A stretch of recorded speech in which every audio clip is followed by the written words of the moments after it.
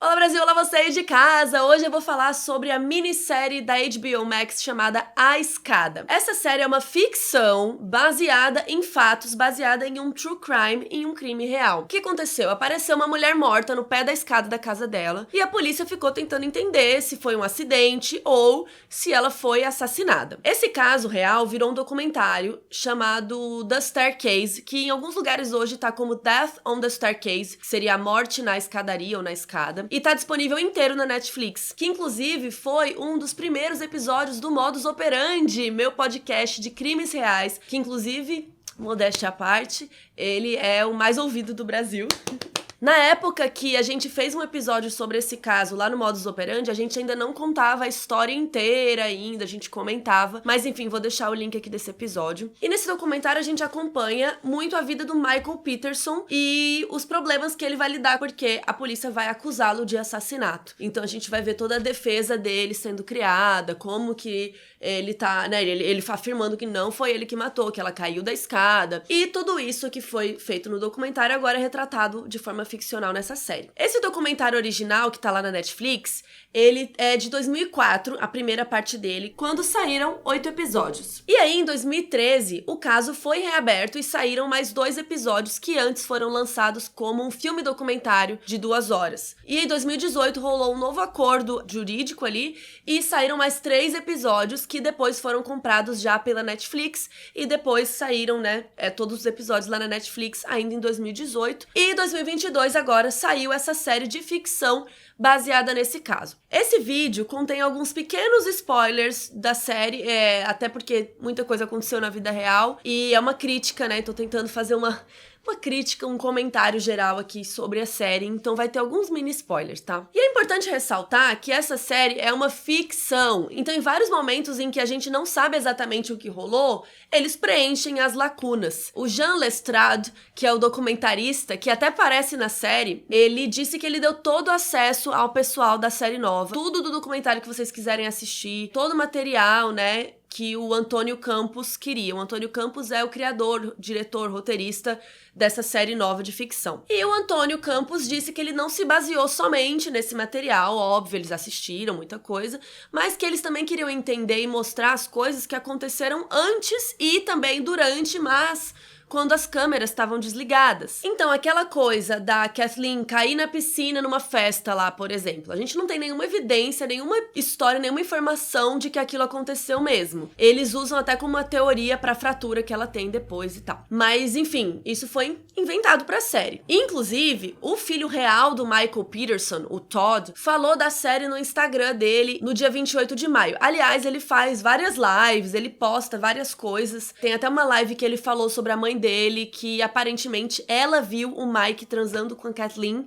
e por isso eles se separaram. Enfim, o Todd Peterson disse que a HBO é maligna, que o diretor Antônio Campos também é do mal e que ele deveria ser banido de Hollywood. Ele reafirma que o Michael e a Kathleen nunca brigaram, que ele nunca viu nada assim no relacionamento deles, que era incrível, apesar de parecer até mentira, né, que era incrível, e que todas as cenas deles brigando na série é mentira. E tudo que a série fala sobre ele, né, sobre o Todd, porque na série ele é mostrado bem, assim, bebendo muito, que ele tá mal, né, e ele disse que a série apagou tudo de bom que ele construiu na vida dele, tudo que ele tem de orgulho, sabe? É óbvio que como uma série, não tem como você falar sobre tudo de cada personagem, né, então eu como criadora, aqui como roteirista, né, eu entendo esse lado. Mas eu entendo também que você como pessoa real, você vendo aquilo, você vendo alguém te retratando lá, e você fala, porra, todo mundo acha que agora eu sou um bêbado, vai se sabe?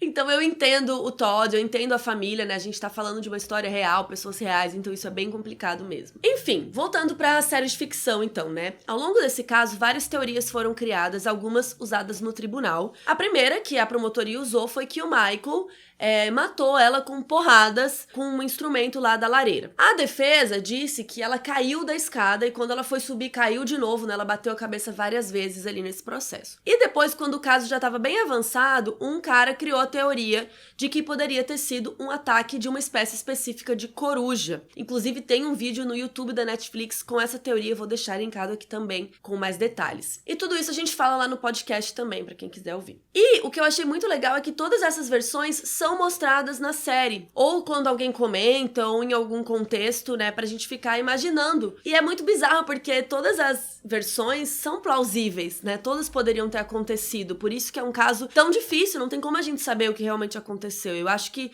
a única pessoa que tem alguma pista do que realmente aconteceu é o Michael. Se ele matou, ele sabe que matou. Se ele não matou, ele sabe que não. Mas ele não sabe se ela caiu da escada ou se foi uma coruja, por exemplo. Mas eu achei bem interessante que a série optou por mostrar essas 3 versões. Podiam ter só comentado, falado, mas eles mostraram como que foi. Eu achei isso muito legal, achei as cenas muito bem feitas. Principalmente aquela cai da escada sozinha. É bem interessante ver porque mostra que é muito possível. É plausível que isso tenha acontecido, né? É que realmente quando você vê a imagem dela morta, o tanto de sangue que foi, você fala, gente, isso não foi um acidente, porque é muito visual, é muito forte você ver aquilo. Aliás, já no primeiro momento da série, né, no primeiro episódio, eles já escolhem mostrar ela morta, é uma cena feia, mostra o corpo, mostra o sangue, logo de cara. E eu até fiquei meio assim, uou!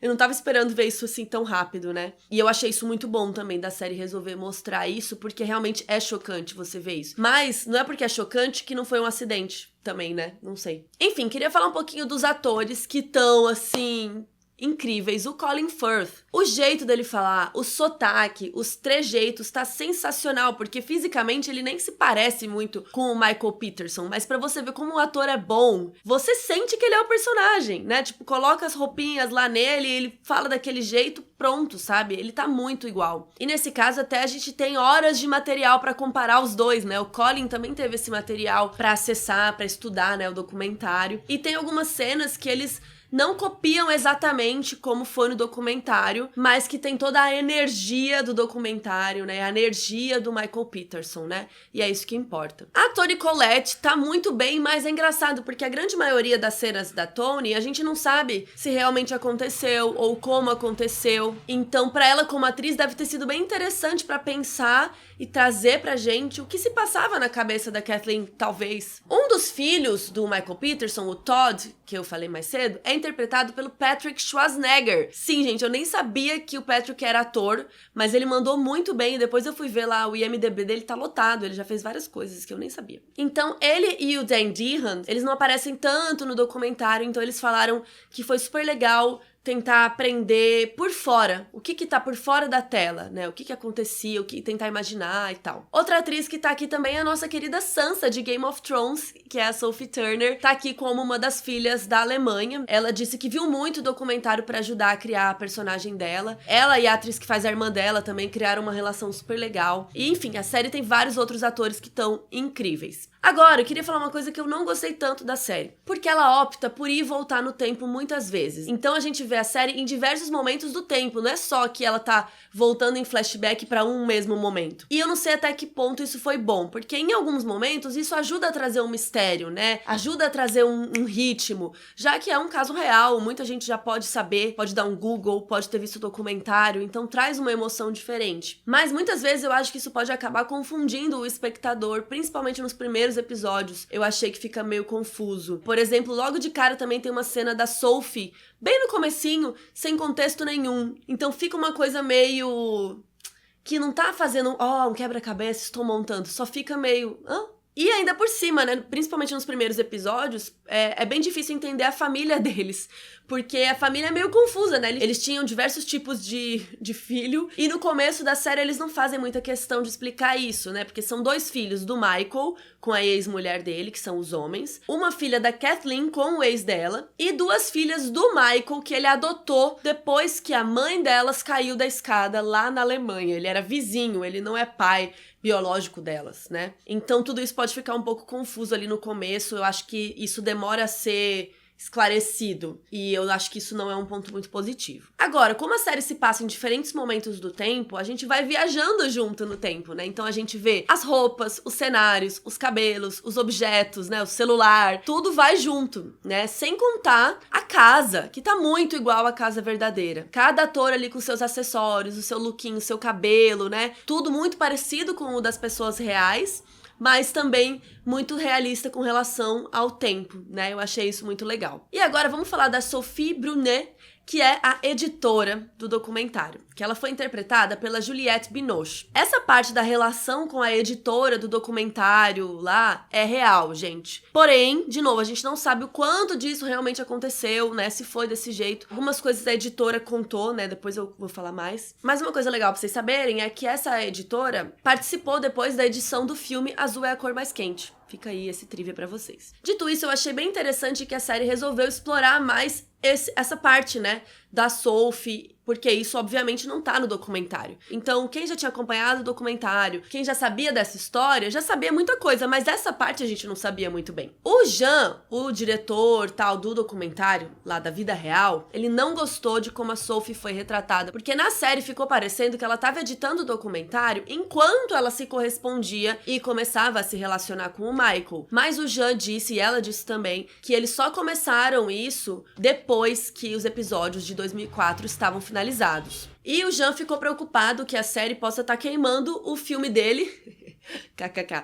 Queimando o filme dele, porque queimando a reputação dele. Na série parece que ele deixou isso rolar, parece que eles cortaram o documentário de forma a ajudar na apelação do Michael, o que ele disse que não é verdade. Inclusive a Sophie real mandou um e-mail pra Vanity Fair falando que ela jamais cortou qualquer coisa do documentário que pudesse prejudicar o Michael, sabe? Que ela fez tudo pensando no documentário e que ela tem uma opinião muito forte sobre o trabalho dela pra sequer pensar em fazer qualquer coisa desse tipo. Ela disse que só mandou a carta pra ele depois que ele foi condenado à prisão perpétua e que foi por isso, porque isso comoveu muito ela e ela quis mandar uns livros pra ele. E daí, um ano depois deles ficarem trocando correspondências, ela estando na França e ele nos Estados Unidos, um ano depois que ela foi lá visitá-lo e aí eles começaram a se relacionar mais e depois disso ela passou a visitá-lo umas 3 ou 4 vezes ao ano. E é verdade sim que ela foi atrás das coisas da Coruja depois que a apelação dele foi negada em 2008. E ela até falou que no documentário, na parte de 2013, ela já tinha um monte de material, um monte de pesquisa pessoal que ela tinha feito sobre a parte da Coruja. Mas, como isso não foi apresentado no tribunal, ela e o Jean não colocaram no documentário. Aliás, ela também contou que o Jean nunca pediu pro Michael refazer ou repetir nada que ele tenha dito, repetir nenhuma cena, porque na série tem isso, né? Uma cena que ele fala, não, fala de novo, tal, e não rolou isso na vida real. E antes da série acontecer, né, o Antônio Campos, que é o showrunner, tinha falado com ela conversou com ele, ela deu várias informações pra ele, e ela disse que ela não queria ser um personagem na série. E quando ela soube que ela ia virar, ela ficou brava. E como que ela soube? Porque a Juliette Binoche, a atriz, pediu pra conversar com ela. E ela falou, bom, já vai rolar mesmo, então vou conversar, né, pra ver se melhora a situação. Realmente, eles ficaram meio que juntos, né, esses 13 anos, e depois eles terminaram. E, enfim, de novo, eu acho que isso é muito complexo, porque você pode contar, na minha humilde opinião, tá? Eu acho que você pode contar uma história como você bem entender. Seja ficção, seja no documentário, você pode sim contar só um lado. Então você pode, o documentarista lá, o Jean, poderia ter falado, não, eu vou contar o lado do Michael e só. Pronto, ele podia ter feito isso. E eu sempre vou defender isso como contadora de histórias que eu sou. Então, até no meu podcast, aqui no meu YouTube, eu posso defender o que eu quiser, posso falar o que eu quiser. No documentário, na série de ficção, que foi feita agora da HBO Max, eles poderiam, se eles quisessem, falar que o Michael matou sim e pronto, né? Eles poderiam falar que não, ele não matou. Sim, foi a Coruja. Eles poderiam escolher o que eles quisessem. E sim, as pessoas podem ficar putas com isso. Mas você conta o que você quiser, seja na ficção, seja no documentário, você mostra o que você quiser mostrar. É o seu papel como criador, como, né, roteirista, enfim, como artista. Eu entendo o Jean ficar chateado, a Sophie ficar chateados, porque realmente não foi o que aconteceu, né? Mas eu acho que a série tem direito de fazer o que quiser, e o Jean e a Sophie também têm direito de ficar putos, o Todd tem direito de ficar puto também.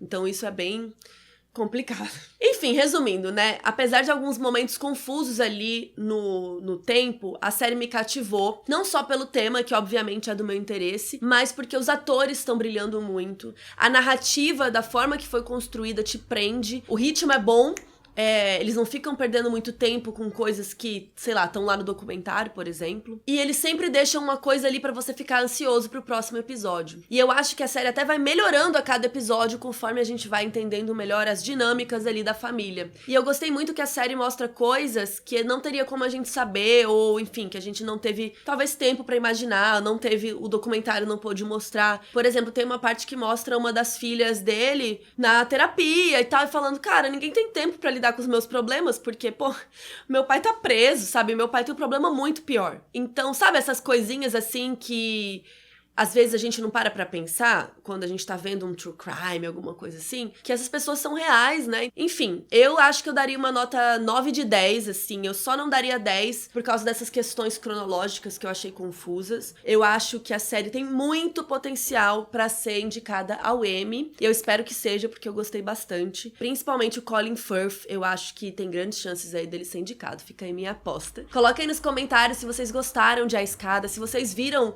o Starcase e o documentário. Se vocês querem mais vídeos desse tipo aqui no canal, um beijo e até a próxima. Tchau!